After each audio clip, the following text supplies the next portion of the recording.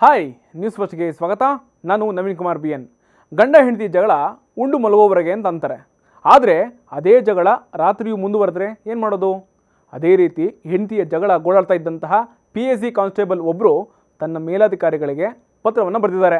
ಅದರಲ್ಲಿ ಹೆಂಡತಿ ಕೊಡುವಂತಹ ಟಾರ್ಚರ್ನ ಉಲ್ಲೇಖಿಸಿ ಬರೆದಂತಹ ಪತ್ರವೊಂದು ಸಖತ್ ವೈರಲ್ ಆಗ್ತಾ ಇದೆ.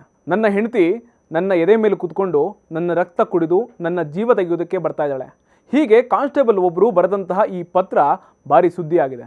ಉತ್ತರ ಪ್ರದೇಶ ರಾಜ್ಯದ ಮೀರತ್ನಲ್ಲಿ ಕೆಲಸ ಮಾಡ್ತಾ ಇರುವಂತಹ PAC ಅಂದರೆ ಪ್ರೊವಿಷನಲ್ ಆರ್ಮ್ ಕಾನ್ಸ್ಟೇಬಲ್ ಈ ಒಂದು ವಿಲಕ್ಷಣ ಚರ್ಚೆಗೆ ಕಾರಣ ಆಗಿದ್ದಾರೆ.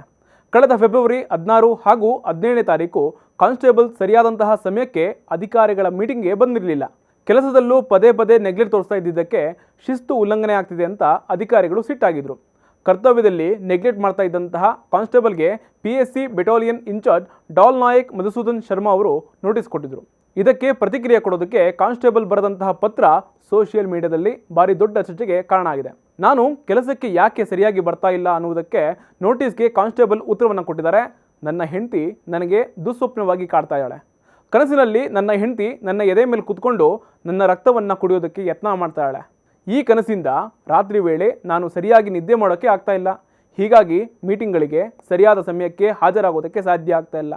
ನಾನು ಮತ್ತು ನನ್ನ ಹೆಂಡತಿ ಮಧ್ಯೆ ನಡೆಯುತ್ತಿರುವಂತಹ ಜಗಳದಿಂದ ನನಗೆ ತೊಂದರೆ ಆಗ್ತಾ ಇದೆ. ಕನಸಿನಲ್ಲಿ ನನ್ನ ಹೆಂಡತಿ ನನ್ನ ಜೀವವನ್ನು ತೆಗೆಯೋದಕ್ಕೆ ಬರ್ತಾಳೆ. ರಾತ್ರಿ ಹೆಂಡತಿ ನನ್ನ ಕನಸಿನಲ್ಲಿ ಬರೋದ್ರಿಂದ ನಿದ್ರೆ ಮಾಡೋಕ್ಕೆ ಆಗದೆ ಒದ್ದಾಡ್ತಾ ಇದ್ದೀನಿ. ಅದಕ್ಕೋಸ್ಕರ ಬೆಳಗ್ಗೆ ಆಫೀಸ್ ಬರಲು ಲೇಟ್ ಆಗ್ತಾ ಇದೆ. ನನಗೆ ಮಾನಸಿಕ ಖಿನ್ನತೆ ಇದ್ದು ಚಿಕಿತ್ಸೆ ತೆಗೆದುಕೊಳ್ಬೇಕಾಗಿದೆ. ನನಗೆ ಆಧ್ಯಾತ್ಮಿಕತೆಯ ಕಡೆಗೆ ಒಲವಿದ್ದು ನಾನು ಆ ದೇವರ ಪಾದ ಸೇರೋದಕ್ಕೆ ಬಯಸುತ್ತಾ ಇದ್ದೀನಿ ಅಂತ ಭಾವನಾತ್ಮಕವಾಗಿ ಬರೆದುಕೊಂಡಿದ್ದಾರೆ.